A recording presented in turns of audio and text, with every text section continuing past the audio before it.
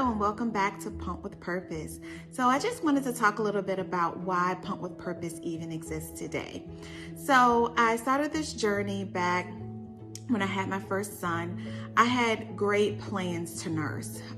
It was something that I always wanted to do, but due to being separated at birth, he had meconium and he inhaled it and his lungs collapsed and my son had to be resuscitated. And so his father went with him to the NICU. Thankfully, he was able to stay with him while I was getting closed up due to the C-section and sent to recovery. So by the time I got myself together, it was almost the next day before I saw him. His sugar levels had to be sustained in order to stay in the hospital and to get out of the NICU. So he was given formula and, we went on that journey in the NICU for about 2 to 3 days of our hospital stay. And then he was back with me. I was trying very hard to get him to nurse and it just didn't work out. So I had Amita Platinum sitting beside me in the hospital. And so between going back and forth to the NICU, not taking my pain meds like I was supposed to because I just wanted to be with him as much as possible, I was in a lot of pain, so eventually I had to sit still.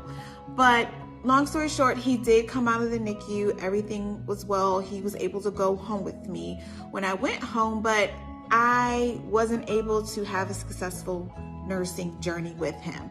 I had lactation consultants come to the house. I just kept trying.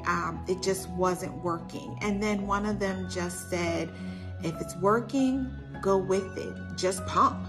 And so I still just felt a certain way. So we ended up getting him assessed for his tongue tie and learned that he was not only tongue tied, but also lip tied. We did that about 6 weeks into the journey and it helped, he was able to suck his bottle better, but he just would not accept the nipple. And, just being discouraged along the way from so many lactation consultants, so many people with nursing that I was ashamed. I was embarrassed at first.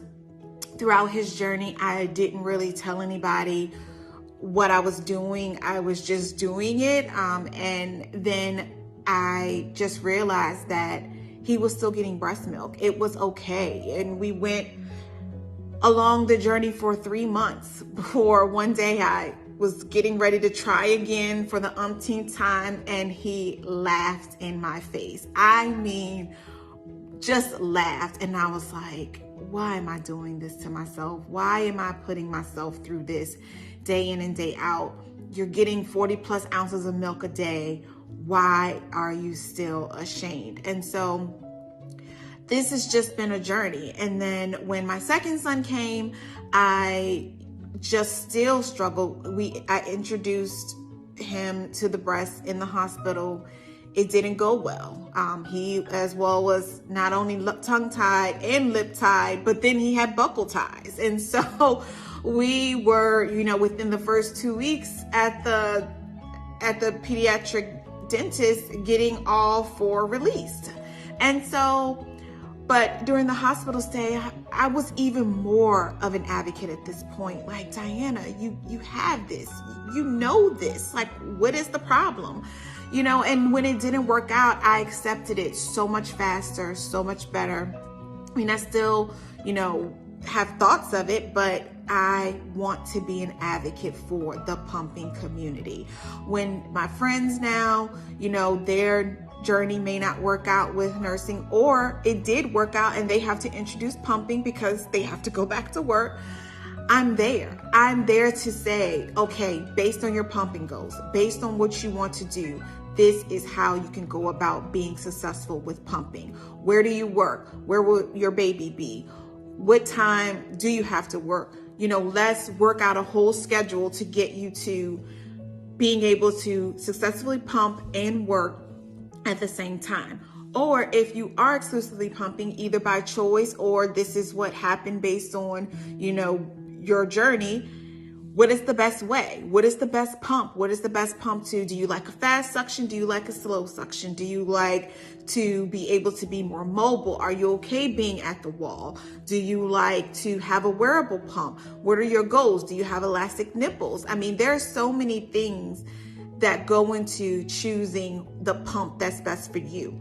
So I am just here to say that Pump with Purpose exists for the pumping community.